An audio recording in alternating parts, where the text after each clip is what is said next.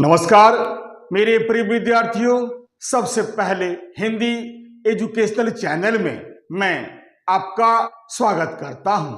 आज मैं आपके समक्ष उपन्यास सम्राट तथा कहानी सम्राट मुंशी प्रेमचंद द्वारा रचित गबन उपन्यास के अंतर्गत छोटे छोटे अवतरण संबंधी प्रश्न उत्तर को आपके समक्ष प्रस्तुत करना चाहता हूं।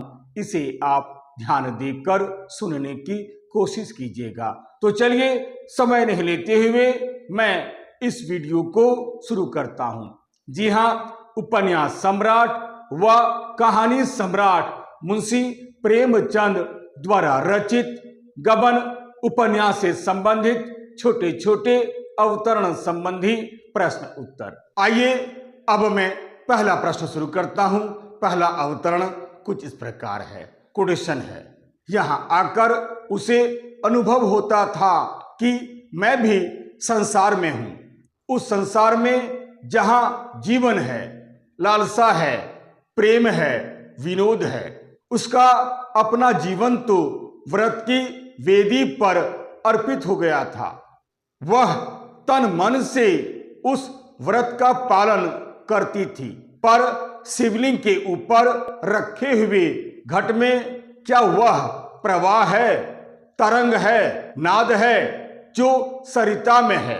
वह शिव के मस्तिष्क को शीतल करती रहे, यही उसका काम है। लेकिन क्या उसमें सरिता के प्रवाह, तरंग और नाद का लोप नहीं हो गया है? कोटेशन बंद। जी हाँ, यह प्रश्न है। यहाँ वह शब्द का प्रयोग किसके लिए किया गया है? उपन्यासकार ने इन पंक्तियों के माध्यम से किसके जीवन की तुलना किसके जीवन से की है और कैसे की है? जी हाँ, इस प्रश्न का उत्तर हम ऐसे लिखेंगे। उत्तर होगा, यहाँ वह शब्द का प्रयोग रतन के लिए हुआ है, जो वकील इंदुभूषण की पत्नी है। जी हाँ, इन पंक्तियों के माध्यम से उपन्यासकार ने रतन की दयनीय दशा का चित्रण करते हुए उसके जीवन की तुलना जालपा के जीवन से बड़े ही सुंदर ढंग से की है।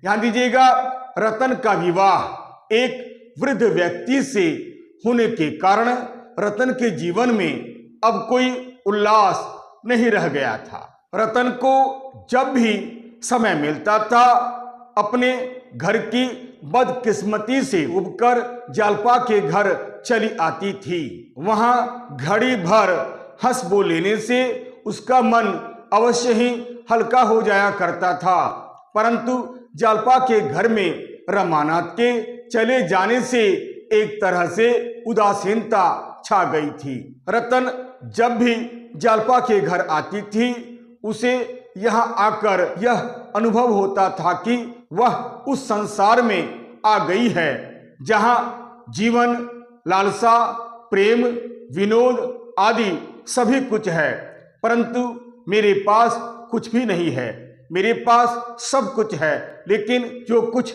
जालपा के पास है वह मेरे पास नहीं है। यह सच है कि रतन ने अपना जीवन कर्तव्य की बलि वेदी पर अर्पित कर दिया है। वह प्रेम से अपने पति इंदुभूषण की खूब सेवा करती हुई अपने कर्तव्य और व्रत का पालन किया करती है, परंतु रतन की यह स्थिति बिल्कुल शिवलिंग के शीश पर रखे हुए घट के समान हो गई है। वह शिव के मस्तिष्क को अवश्य ही शीतल करता है, परंतु उस घट में सरिता के समान प्रवाह, तरंग और नाद नहीं होता है। रतन अपने कर्तव्य से अपने पति को शीतल करती है, परंतु उसके हृदय की सरिता में उत्साह की कोई तरंग, प्रवाह और नाद नहीं है। आइए अब मैं दूसरा अवतरण पढ़ता हूं, जो इस प्रकार है। कोटेशन है, मैत्री परिस्थितियों का विचार नहीं करती। अगर यह विचार बना रहे तो समझ लो मैत्री नहीं है।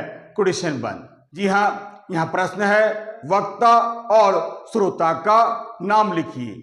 संदर्भ सहित मित्रता के महत्व पर प्रकाश डालिए। ध्यान दीजिएगा, यहाँ एक और प्रश्न बन सकता है, यानी अथवा। उपर्युक्त कथन कौन किससे कब कहता है, समझा कर लिखिए।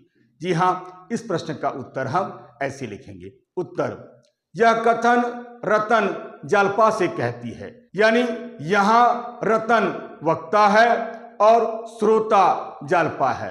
रतन वकील इंदुभूषण की पत्नी थी और जालपा रमानाथ की पत्नी थी। रतन और जालपा के बीच गहरी मित्रता थी। दोनों ही एक दूसरे को अपनी पक्की सहेली मानती थी तथा एक दूसरे को अपनी बहन कहकर भी संबोधित करती थी। रमानाथ के अचानक घर से भाग जाने के कारण जालपा बहुत ही उदास और चिंतित रहने लगी थी।